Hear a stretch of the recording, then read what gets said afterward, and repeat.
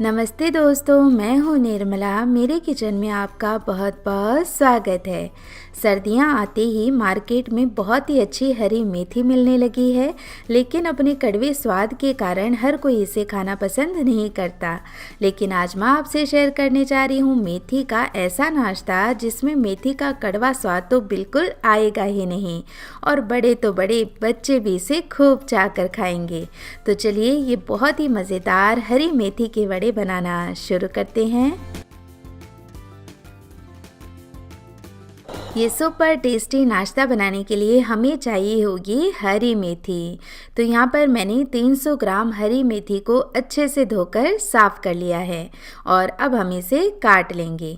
तो काटने के लिए आप इसे चॉपिंग बोर्ड पर इस तरह से गुच्छा बनाकर काटेंगे ना, तो बहुत ही आसानी से हरी मेथी कट जाएगी।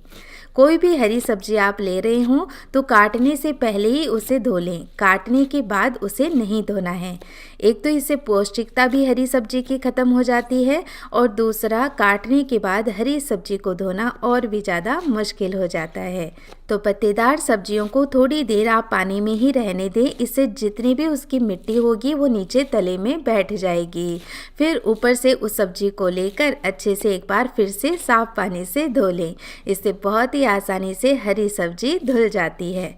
तो चलिए बातों ही बातों में यहाँ पर मैंने हरी मेथी को अच्छे से काट करके तैयार कर लिया है।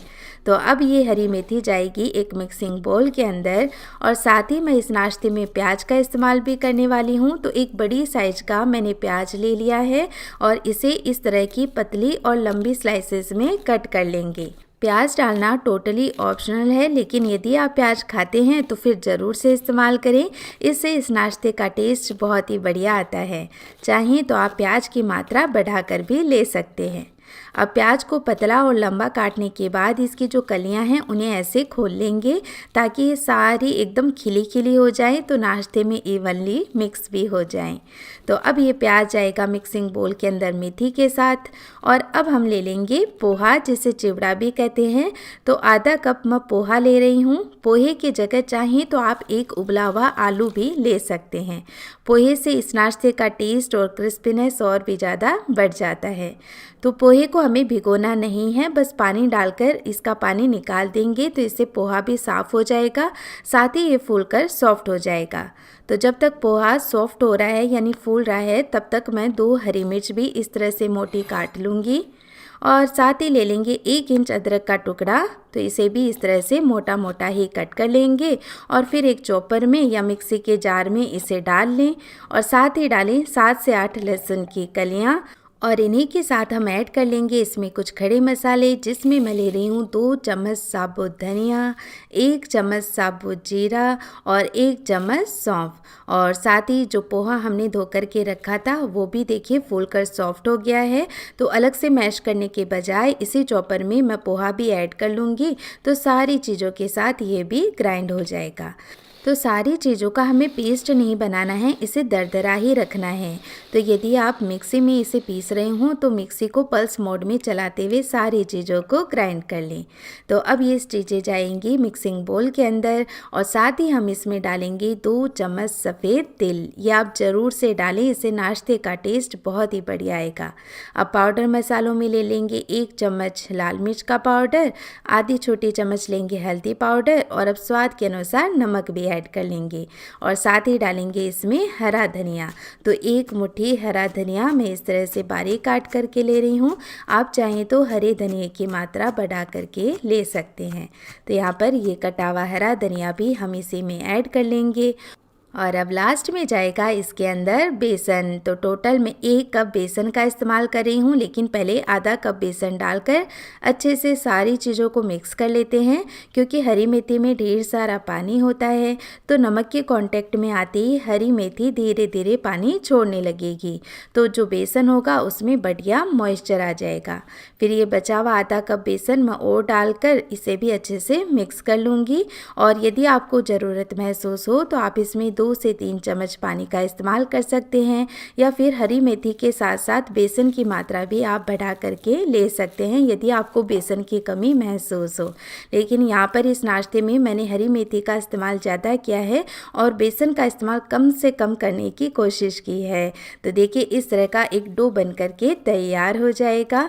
फिर हम हाथों को तेल से ग्रीस करके इस तरह से इनकी छोटी छोटी कटलेट बना लेंगे। तो पहले सारे पोर्शन को आप गोल कर लें और फिर ऐसे प्रेस करें, तो बहुत ही आसानी से इसकी गोल गोल कटलेट बन करके तैयार हो जाएगी। और ये कटलेट आपको ज़्यादा बड़ी भी नहीं रखनी है और ज़्यादा मोटी भी नहीं रखनी है। छोटे छोटे पीस बना करके तैयार करेंगे तो बहुत ही अच्छे से अंदर तक सिक भी जाएंगे और क्रिस्पी भी लगेंगे। तो यहाँ पर सारी कटलेट मैंने बना करके तैयार कर ली है। तो अब बारी आती है इनको फ्राई करने की। तो यहाँ पर पैन के अंदर मैंने थोड़ा तेल गरम कर लिया है। आप चाहें तो इन्हें पूरा डीप फ्राई भी कर सकते हैं या चाहें तो थोड़ा सा तेल लेकर शैलो फ्राई भी कर सकते हैं। तो यहाँ पर एक बैच इस तरह से हम फ्राई कर लेंगे और इन्हें फ्राई करते समय गैस का फ्लेम मीडियम रखते हुए ही फ्राई करें। तो इससे ये नाश्ता बिल्कुल भी ऑयल को एब्सॉर्ब नहीं करेगा और बहुत ही अच्छा क्रिस्पी भी बनेगा। तो जब एक साइड से ये थोड़े से पक जाएंगे तब हम इन्हें पलटकर दूसरी साइड से भी फ्राई कर लेंगे। तो इस तरह से देखिए कैसे धीरे धीरे इनका लाल लाल कलर आने लगा है। तो फ्रेंड्स बहुत ही टेस्टी नाश्ता बन कर के तैयार होता है। तो आप ज़रूर से ये नाश्ता बनाना, आपको बहुत पसंद आएगा। और एक बार फिर से पलटकर मैं दूसरी साइड से इन्हें और भी अच्छा क्रिस्पी कर लेती हूँ। तो ये देखिए हमारा फर्स्ट बैच फ्राई होकर के तैयार है और कटलेट देखने में भी बहुत सुंदर लग रही हैं। तो इन्हें एब्सॉर्बेंट पेपर पर ना निकाल कर इस तरह की एक छलनी में निकाल देंगे, क्योंकि ये बिल्कुल भी ऑयल को एब्सॉर्ब नहीं करते हैं तो ऑयली भी नहीं होंगे और छलनी में निकालने से ये लंबे समय तक ऐसे ही क्रिस्पी बने रहेंगे। और अब हम सेकंड बैच भी फ्राई करके तैयार कर लेंगे। तो इस तरह से हमारा बहुत ही टेस्टी मज़ेदार सा नया नाश्ता बन करके तैयार है, वो भी हरी मेथी से, जो खाने में आपको बिल्कुल भी कड़वा नहीं लगेगा। और अब देखते हैं इनका क्रिस्पीनेस।